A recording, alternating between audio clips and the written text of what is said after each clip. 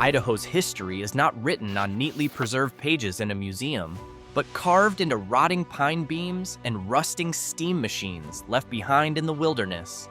In this land, the line between prosperity and collapse was often no more than one brutal winter apart. Yes, Idaho holds hundreds of settlements that once pulsed with hope, but have now become empty shells slowly being swallowed back by the Sawtooth Mountains and the dry emptiness of the Auihi Desert. We are going to trace 15 locations that still leave behind their physical skeletons, silent monuments to people who once dreamed big, then were finally forced to surrender to endless silence and the unforgiving laws of nature.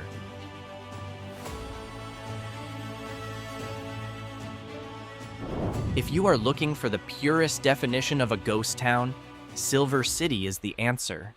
Located deep in the Auihi Mountains, this town was once one of the most important administrative centers in Idaho. Unlike many other ghost towns that were destroyed by looting or fire, Silver City remains standing largely intact because of its extreme isolation. Iconic buildings like the Idaho Hotel still stand tall with their grand 19th century architecture, complete with old wavy glass windows. During the winter months, the town becomes completely uninhabited because the roads are buried under roof-high snow. Walking along its dusty streets creates a strange feeling, as if time here stopped suddenly in the 1880s, just before the silver boom faded and left behind a crushing silence.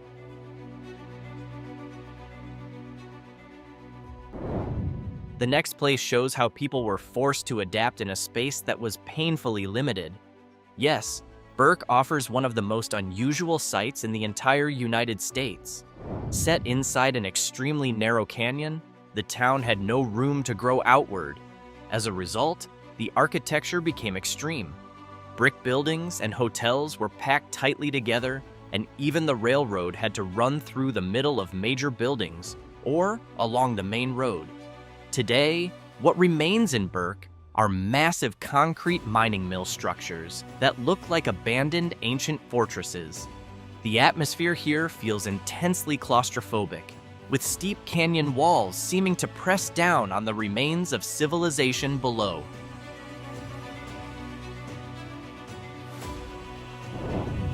Leaving behind that narrow canyon, we move to a river valley where domestic history is still preserved behind wooden walls. Located along the Salmon River, Custer now serves as a remarkably well-kept time capsule.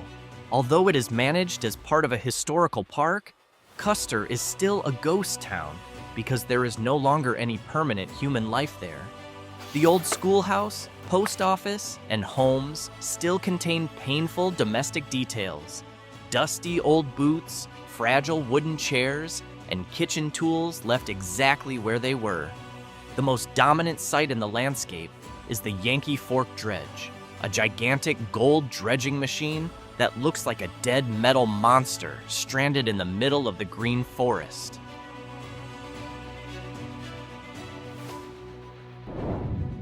Moving away from the homes of settlers, we come to the harsher side of metal processing, where the industrial remains still stand in striking form.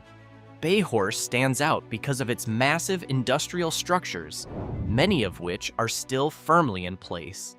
The main focus for anyone arriving here is the row of charcoal kilns that look like giant stone beehives. These furnaces once burned non-stop to process valuable ore from the nearby mines. Set at the bottom of a steep canyon, Bayhorse rarely gets direct sunlight, making it cold and damp for much of the year. The mill building still stands, its heavy timbers now faded pale with age.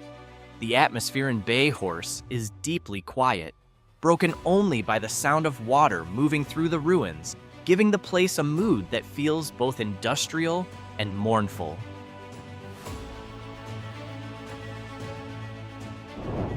If Bayhorse feels like a dead factory, the next town is a giant that once served as the beating heart of the entire Idaho region. At its peak in the 1860s, Idaho City was the largest town in the Northwest, even surpassing Portland, Oregon in population for a time. Although it is technically still inhabited, it is the definition of a living ghost town. Many corners of this town feel like an open-air museum, with original wooden sidewalks and red brick buildings that still carry the stain of the wild gold rush era. Its old territorial jail, newspaper office, and the first school in Idaho still stand as silent witnesses to that golden age. Walking through its historic district when the fog rolls in gives the feeling that the pioneers of the past are still here, hiding in the shadows of the cold brick buildings.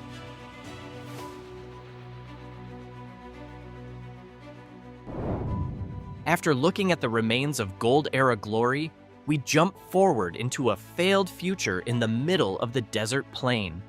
In the category of modern ghost towns, Atomic City holds a very unusual place. Sitting on the edge of a desert plateau near the world's first nuclear site, this town looks like a real post-apocalyptic movie set.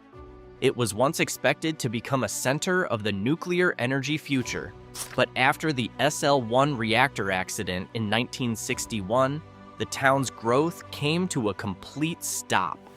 What remains now are rusting gas pumps, an old bar that rarely opens, and cracked houses standing in the middle of dry brushland.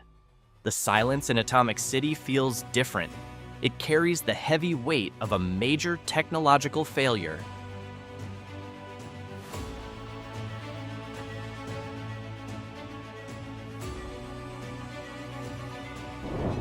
Meanwhile, there is Yellow Jacket, a hidden gem for visual explorers because of the Yellow Jacket Hotel, a 5-story wooden building that seems almost impossible standing in the middle of a deep wilderness. A structure that large in such a hard-to-reach location, and proof of how optimistic past investors were about the gold mining potential there. The hotel now looks like a wooden giant slowly bowing toward the ground under the weight of decades of snow. Besides the hotel, there are remains of mining offices that still hold old documents now ruined by age. Yellow Jacket represents the tragic side of human ambition. Its owners spent their fortune building luxurious facilities in a place that ultimately produced very little gold.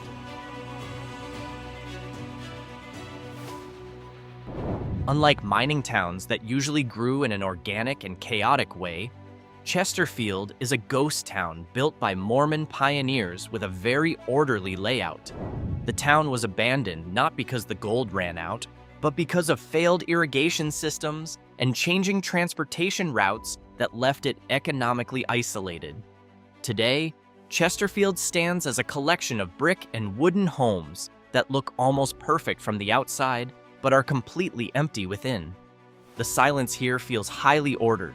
Its church and school still stand upright, giving the impression of a community forced to surrender its homes to silence in order to seek survival somewhere more fertile.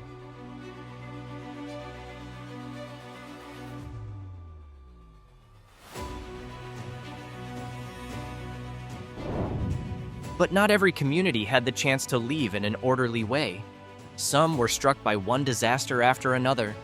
Yes, Bonanza is the story of a town repeatedly betrayed by fate. Destroyed by a series of major fires and deadly disease outbreaks, this place now leaves behind only a few badly weathered cabins in the middle of Chalice National Forest. One of the most visually striking parts of Bonanza is its deeply atmospheric cemetery. Wooden grave markers, now no longer readable, mark the graves of families who died in poverty and extreme isolation. The pine trees here grow so densely that the town area feels dark and cold, even in the middle of a hot day.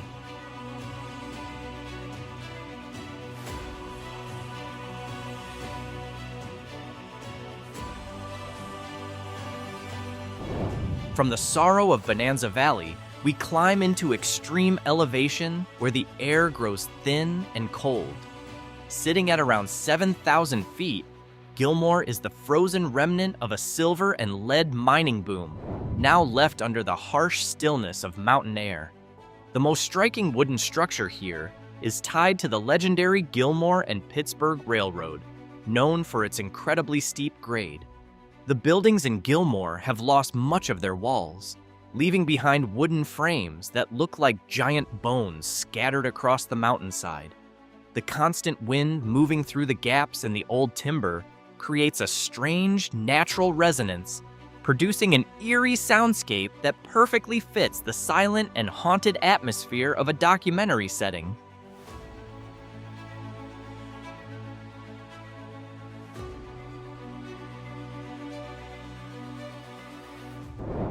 At a similar elevation, but in even harsher terrain, there is a site that stands as proof of the miner's endurance.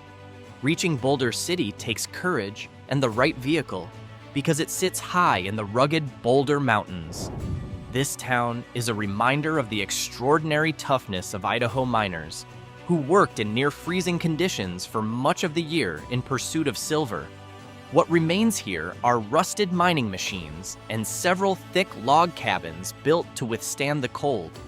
Boulder City gives a clear sense of how small human beings are in the face of the overwhelming power of the mountains. Its ruins seem almost fused with the rock itself, slowly flattening into the earth after decades without care.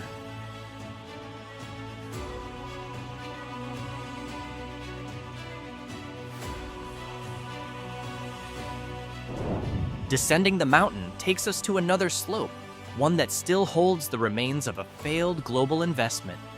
White Knob lies on the mountainside above the town of Mackay, and the route leading there reveals large wooden structures once used as an aerial tram system to carry ore down the mountain. The original town site still contains scattered cabins with a direct view over the wide Lost River Valley below. What makes White Knob unique is its history of heavy investment from European backers who were ultimately forced to accept bitter economic failure when metal prices collapsed. The land here is extremely dry, which has actually helped preserve the wooden remains better than sites hidden in damp forests, creating a very clear visual record of what a mining settlement once looked like.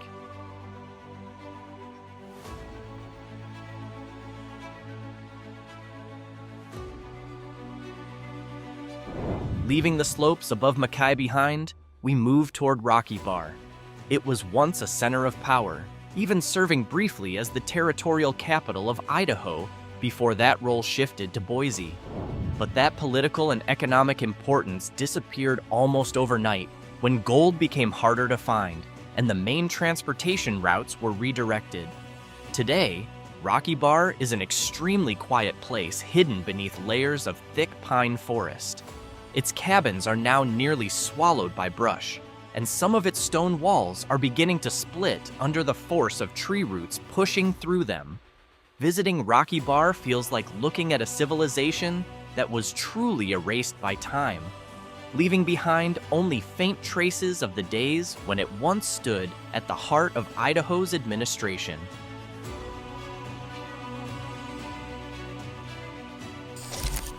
And the silence of Rocky Bar is matched only by the deceptive beauty found at the foot of America's Alpine Mountains.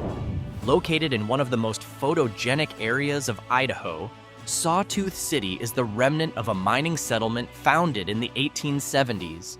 Although few buildings remain fully standing, the old mill ruins and cabin foundations here are visually striking because of the sharp, dramatic backdrop of the Sawtooth Mountains. Sawtooth City was abandoned because operating costs became too high during brutal winters that cut off supply lines for months at a time.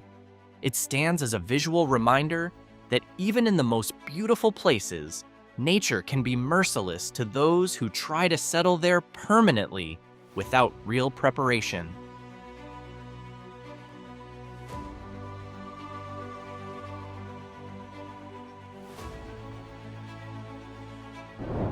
At last, we reach the farthest point where isolation is no longer just a challenge, but a deadly way of life.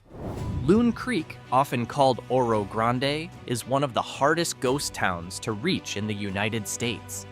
Hidden deep inside the Frank Church River of no-return wilderness, it can only be reached after hours of dangerous travel along remote trails. The visuals here are raw and untouched. Original wooden cabins still stand along the edge of a clear river, surrounded by wilderness that feels completely undisturbed.